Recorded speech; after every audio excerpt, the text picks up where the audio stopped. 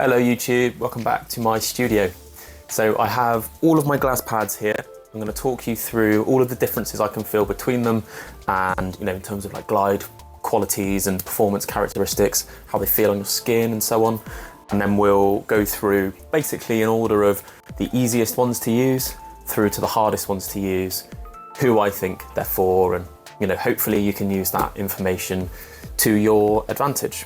I've also created a spreadsheet on my tablet. I will share that in the description down below, and I'm hoping that that can act as a sort of an offline record, if you like, of these thoughts. You don't have to keep watching the video back to make your purchase decision for which glass pad to use. There's also affiliate links and so on in that spreadsheet, but I'm pretty confident by now I don't lie to maximize on those affiliate sales. So I'm going to start from the top of this line of pads because that's where it is sort of the entry point for glass and hard pads. So I'm going to take the camera up there now. I'll see you there in a moment. All right, so here we have the TJX exclusive Cerapad Kin. It's a really nice beginner hard pad in my opinion.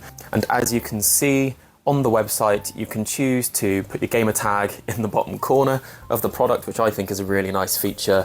And that, as far as I'm aware, is a free customization option on the website before you purchase. So in terms of this pad, how it performs, how it feels, I think it's important to understand how it is constructed. So there's a glass core inside this pad, and they've coated it with ceramic. And this pad itself feels quite chalky.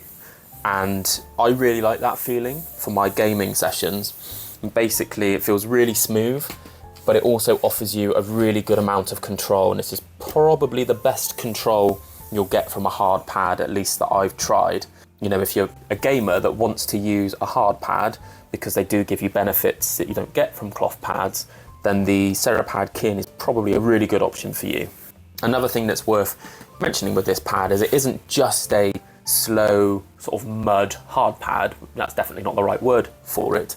It's a really nice glide on this pad too, and it's not as fast as the rest of the pads on this list, but hard pads, due to the nature of them being a hard surface, are inherently fast. So you don't need it to be the fastest of the fast for it to give you that kind of really glidey open aiming experience. So the Cerapad Kin is probably the best pad for people that are beginning in the hard pad space. If you're quite a low skilled player, this pad won't be too much for you to handle and to manage. And I personally mained this pad for about 6 months last year, and I think I'm about to put it back on the desk to give it another run out going forward in 2024. So in my opinion, I think this pad is, as I've said, really good for beginners because it's really well balanced without too much speed for you to manage. So I think, in my opinion, it's a really good all-rounder in terms of what games and what scenarios and so on it will perform well in. I think it's probably the best pad on this list for clicking scenarios. If you're flicking and you're trying to stop on a dime, it will absolutely help you stop on a dime. It's got that nice controlled sort of metallic, sort of chalky surface, which has been designed to improve the control and durability of the pad. So there are lots of people online that complain about the durability of the Cerapad. I haven't been too careful with it. I've used mine for about, as I've said, 6 months solidly, and I have no scratches or things rubbing off the side. And even if there was stuff rubbing off on the side, I don't typically put my mouse sensor on the side of the pad. So if you're doing that, you're probably doing something wrong. So I don't know. I think this pad is solid. I think it gets a bad rep online, and it is a solid recommendation to me if you're a bit of a beginner gamer and you're nervous about going for something further down this list. This is a really good, solid option. In terms of what mouse feet to use, and this goes for everything on this list, it all comes down to preference. I can't cover all of that in one video. So I would say also, before we move on to the Speed pad from TJX Exclusives, the Kin has the kind of highest variation in terms of dynamic friction. So if you have a light pressure on the top of the pad, you'll find that it's a really fast open aiming experience. But if you put pressure on the top of the mouse, and if you apply a lot of pressure when you aim, you'll get a lot more friction. So I've just noted on my spreadsheet that it's got the highest variation of anything on this list in terms of, you know, that kind of pressing into a pad, it providing you more feedback sort of qualities. And then we move on to the TJ exclusive Cerapad Speed, which is their original pad.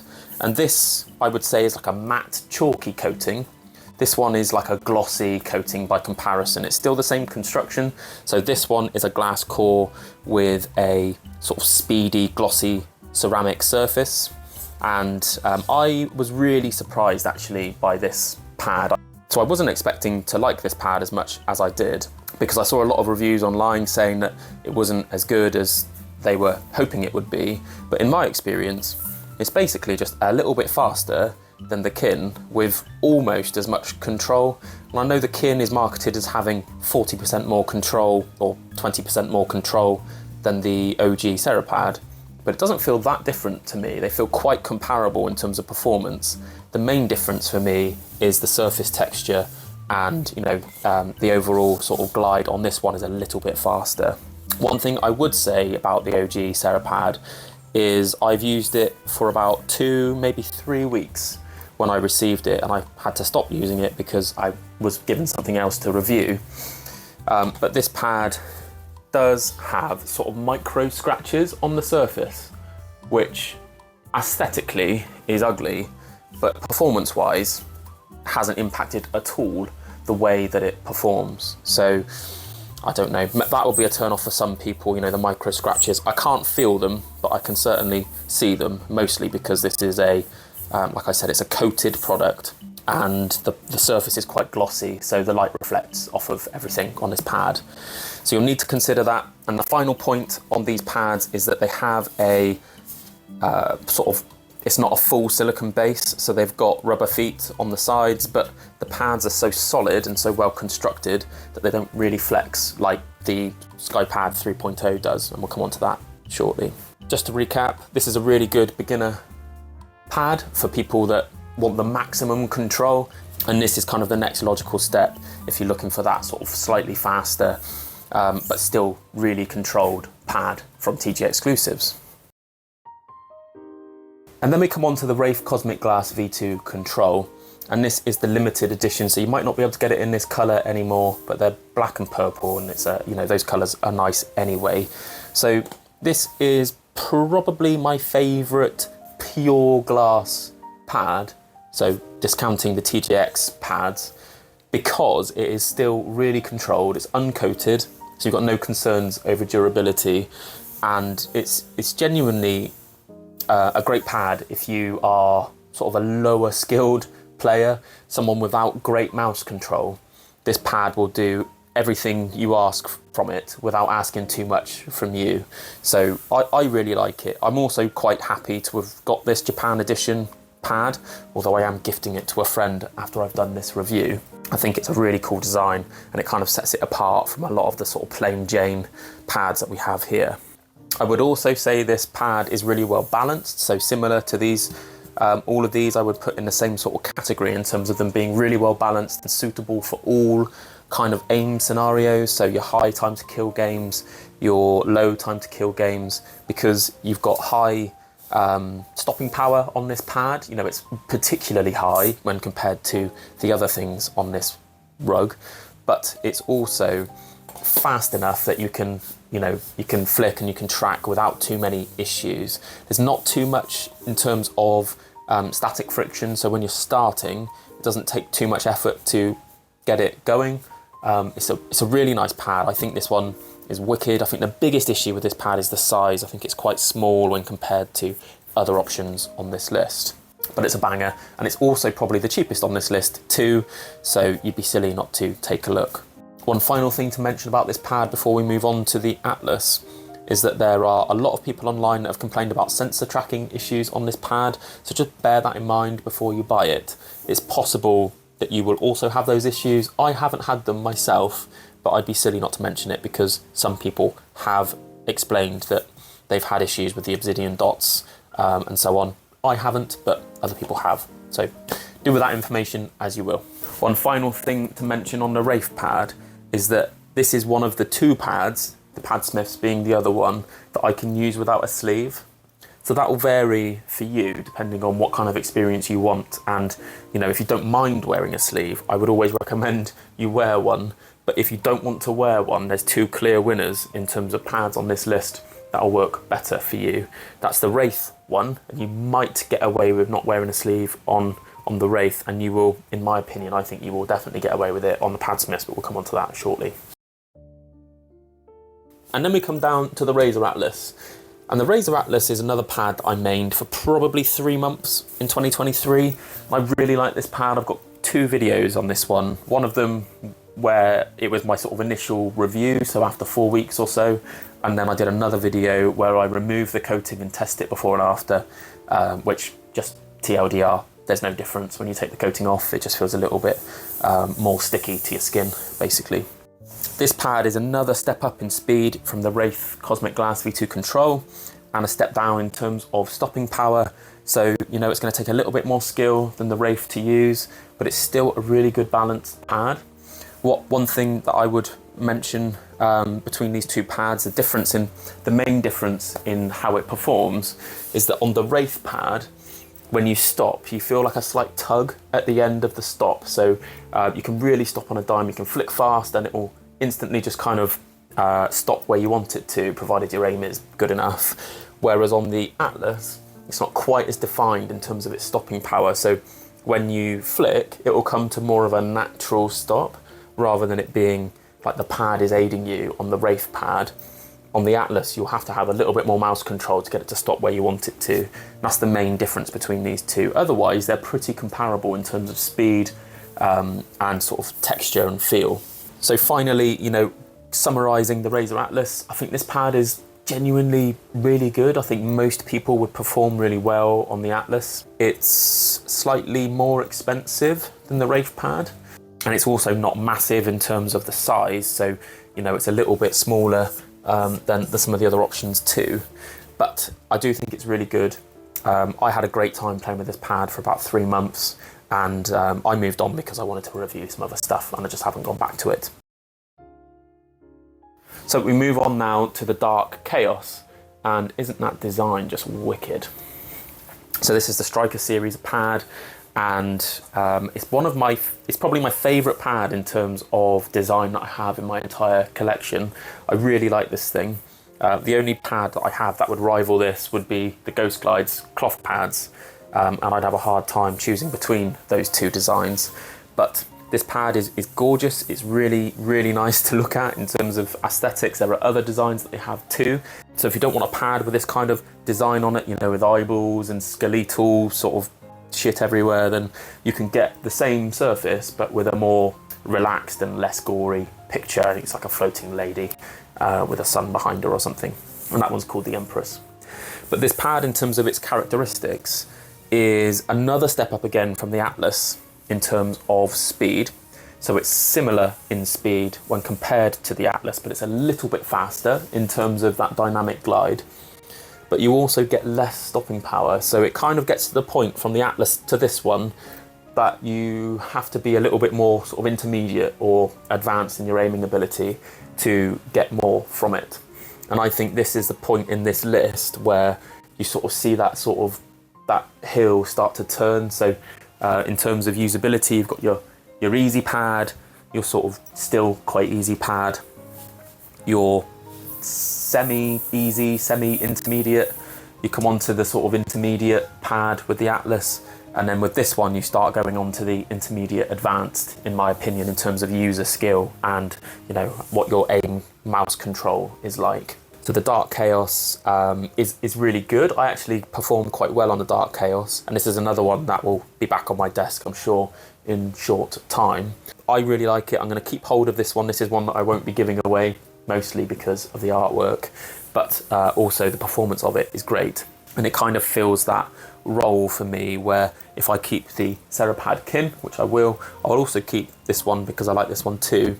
I'm probably going to give these two away because they're quite similar to each other, and the Wraith is quite similar to these two in some ways. I will keep this one.